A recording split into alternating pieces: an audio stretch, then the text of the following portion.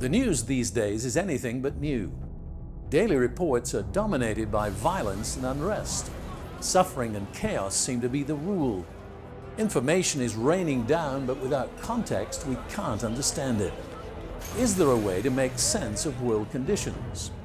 Thankfully, there's an ancient document that provides the much-needed context. The biblical book of Revelation is itself a puzzle to most.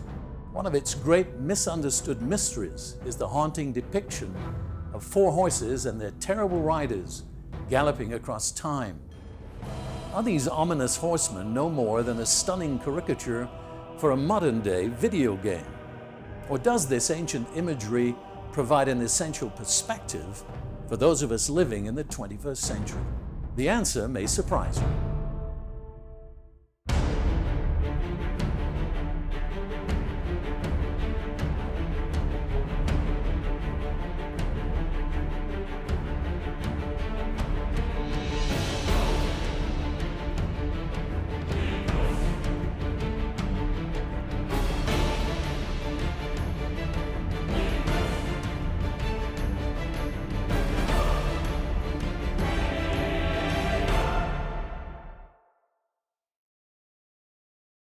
Hello, I'm David Hulme.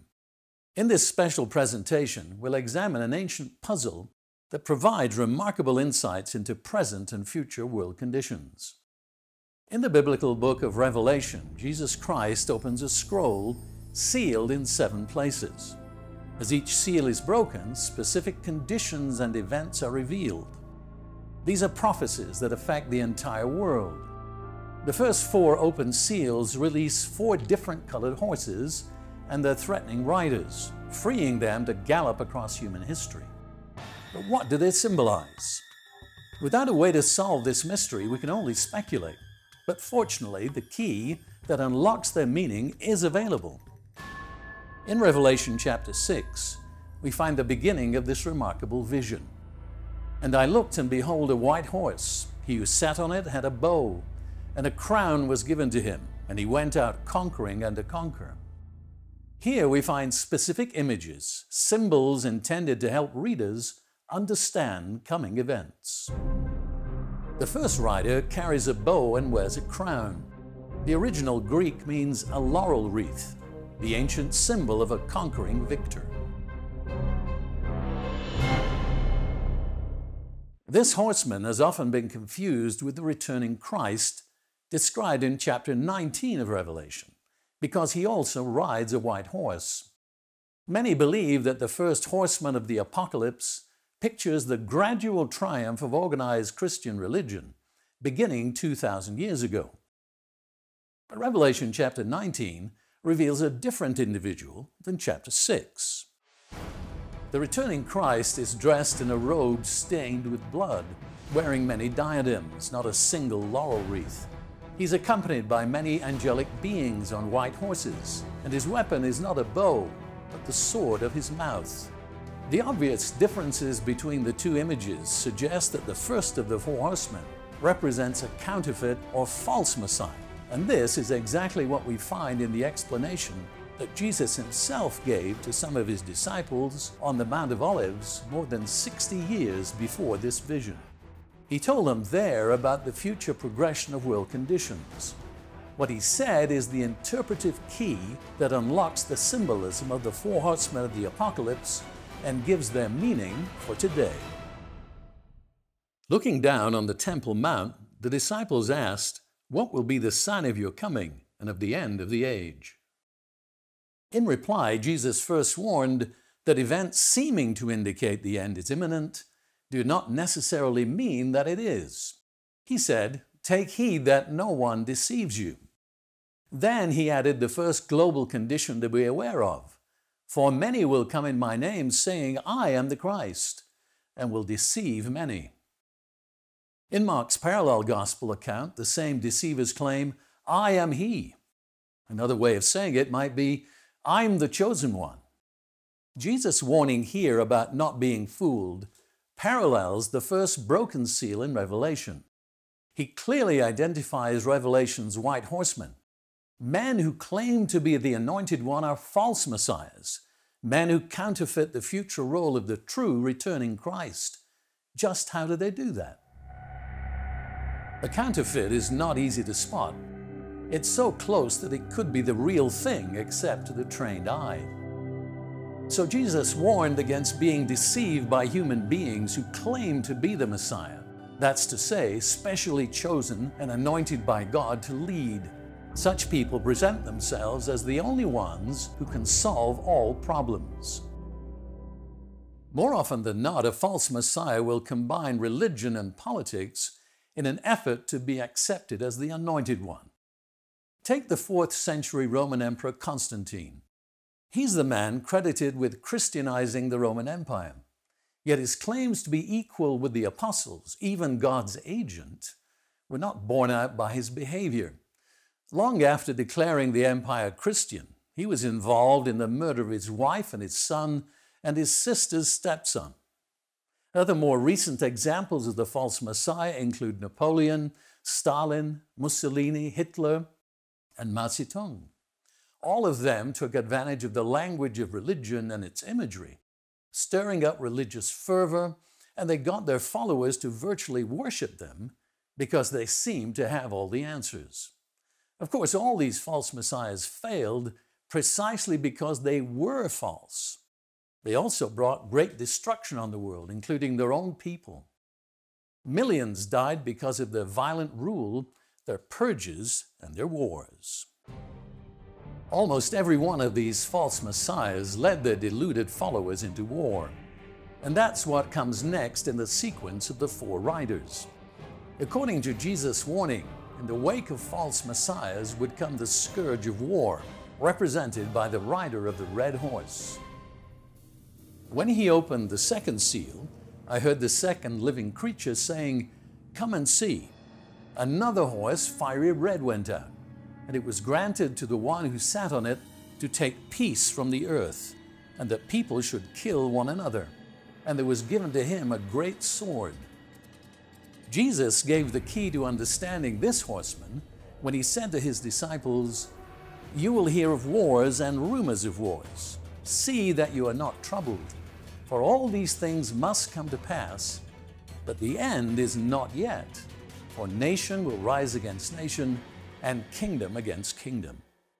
Again, he stressed that conflict and war do not necessarily signal the end of this era. War has plagued humanity since the beginning of civilization.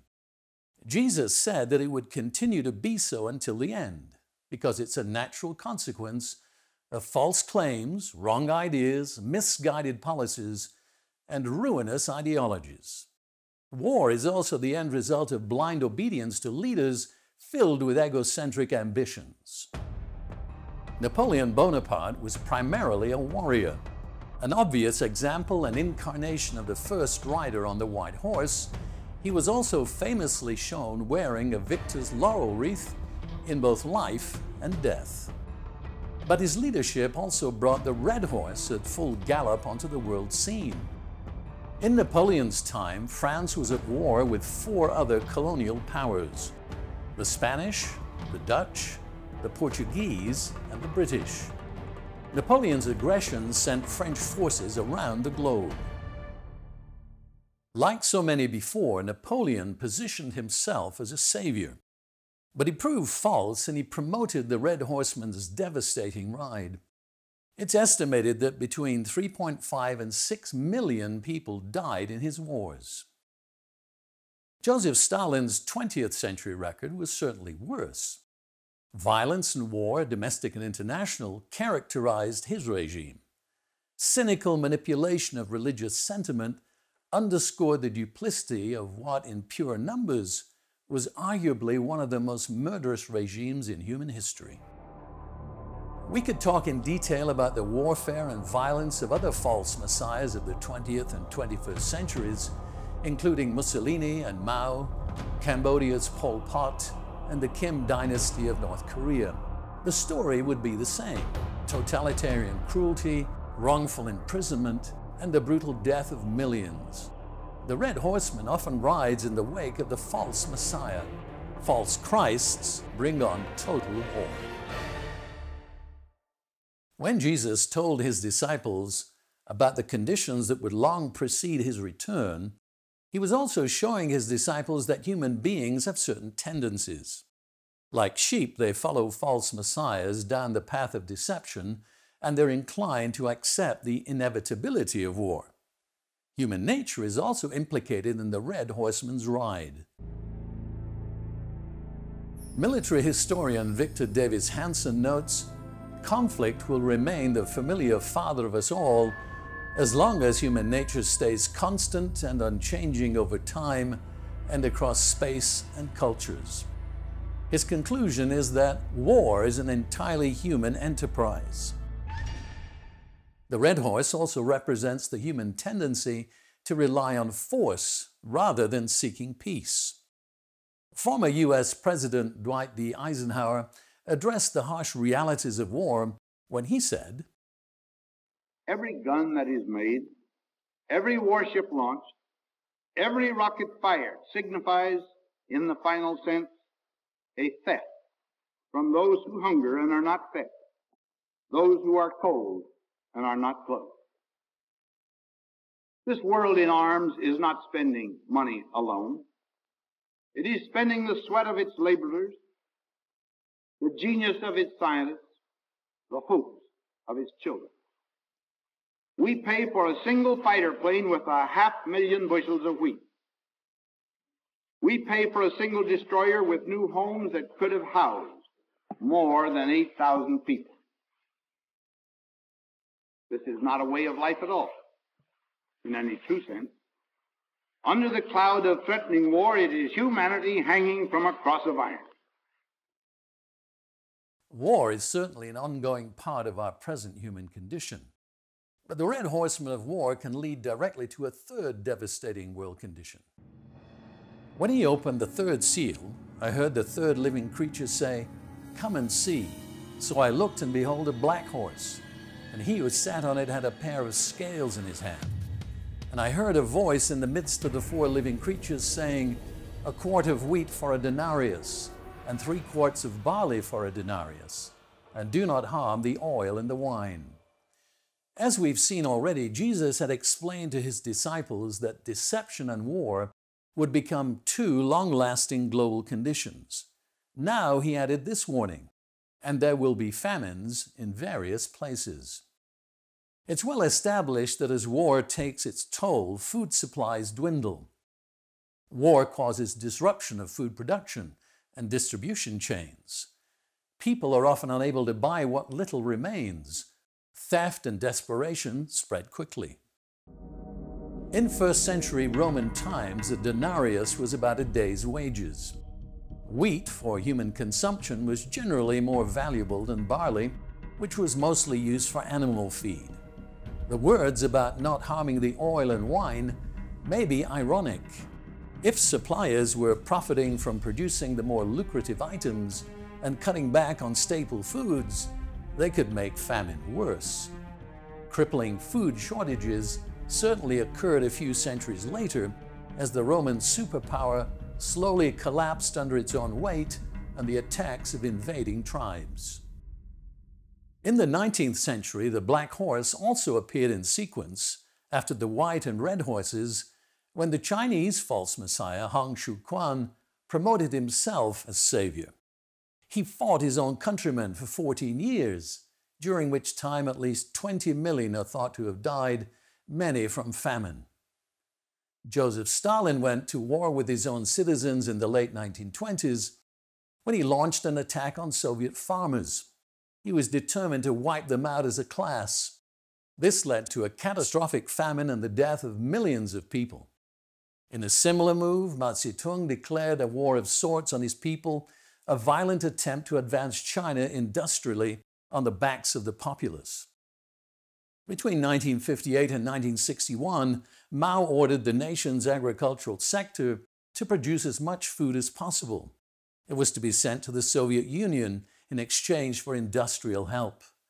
False claims were made about the country's improving productive capacity, and critically needed foods were exported. By 1961, farm laborers themselves were being forced into industrial production.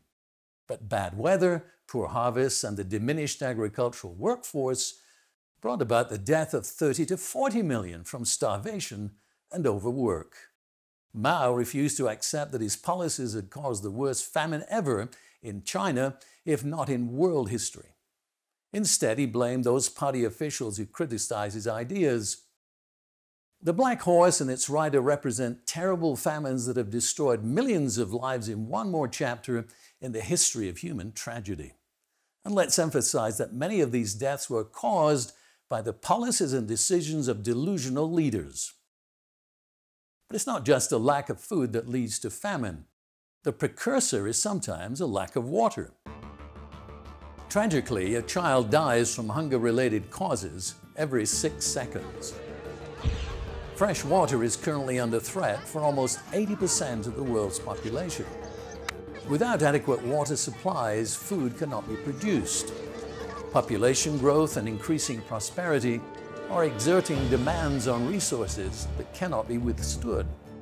Without coordinated strategies, the potential for disastrous consequences looms. The Earth has a fixed amount of water, of which 97% is salt water and only about 3% is fresh. Of the fresh water, only 1/3 of it is accessible. The rest is trapped in ice and glaciers. In terms of fresh water, agriculture alone takes up 70%. Added to this is the reality that the 3 largest countries by population, China, India, and the United States, are engaged in unsustainable water use in grain-growing areas. Complicating matters is the fact that both meat consumption and population are increasing. Industrialized meat production is far more water-intensive than grain production. This means that without radical changes in eating patterns, the already high amount of water needed for agriculture will only increase. The white, red, and black horsemen of widespread deception, war, and famine provide the tragic lead-in to the next devastating condition. The 4th broken seal reveals a 4th horseman. Beyond the catastrophes brought about by the first 3 riders comes the next. When he opened the 4th seal, I heard the voice of the 4th living creature saying, "Come and see."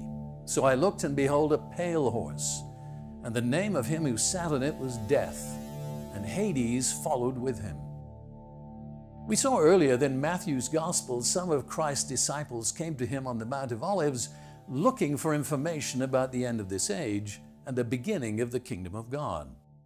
We've read that Jesus gave several warnings about ongoing conditions that would typify the world's decline.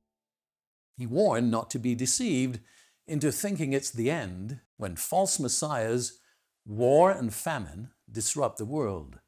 Now he gave a 4th condition, which, like the others, signals only the beginning of the process that leads to the end. He said, "And there will be pestilences in various places." This parallels the 4th horseman's ride. His horse is gray-green, like the color of so many who are sick and dying. The rider's name is Death, the death that comes from pestilences, epidemics, and plagues. Opportunistic infections and sickness often come in the wake of war and famine. Malnutrition means that the immune system is suppressed in a way that is very like the collapse of the body under a full-blown attack of AIDS or Ebola. Illnesses that are rare find a foothold that healthy people would usually resist. Under famine conditions, mortality rates may be much higher than in normal times. And during and after wars, epidemics can spread quickly. During the 30 Years' War in the 1600s, typhus killed millions before it was halted. It returned with a vengeance in World War I, when millions more died in Russia, Poland, and Romania. At the end of the same war in 1918-1919, the Spanish flu may have killed as many as 100 million across the globe as soldiers returned home. In John's apocalyptic vision, the pale horse's rider is accompanied by Hades, the grave, the last resting place of the terminally ill. Then comes this summary statement about what the 4 horsemen will have caused in total in terms of human life. and power was given to them over a fourth of the earth, to kill with sword, with hunger, with death, and by the beasts of the earth. In combination, the riders of the four horses bring death to 25% of the world's population. It's a sickening statistic, even more so when you realize that much of it comes at man's own hand. The four horsemen began to ride some 2,000 years ago, and they continue to this day. Yet despite all the terrible death and destruction they bring, there is good news at the end of their terrible journey. The same Jesus who provided the key to understanding the meaning of the mysterious four riders will also come to put an end to their destructive power. As the book of Revelation also shows, the returning true Messiah will halt the white horseman's final ride. He will replace the ultimate false Messiah and deception and establish a society based on truth. As for the warring red horseman, Christ will eradicate conflict and violence as the Prince of Peace. One of Christ's other names is Yahweh Yireh, the faithful God who provides. Consistent with this title, he will return to end famine by providing rainfall in the right seasons, plentiful water supplies, and an abundance of food. At that time, epidemic disease and sickness in general will give way to another aspect of the work of Christ, because he's also named Yahweh Rapha, the faithful God who heals. Finally, the four horsemen will be no more, and the effects of their destructive ride across the earth will be a remnant of a past to be quickly forgotten. If you'd like to know more about the four horsemen, the eventual resolution of all human problems, and the part you may play, search keyword Messiahs at vision.org. Thanks for joining us today. I'm David Hulme.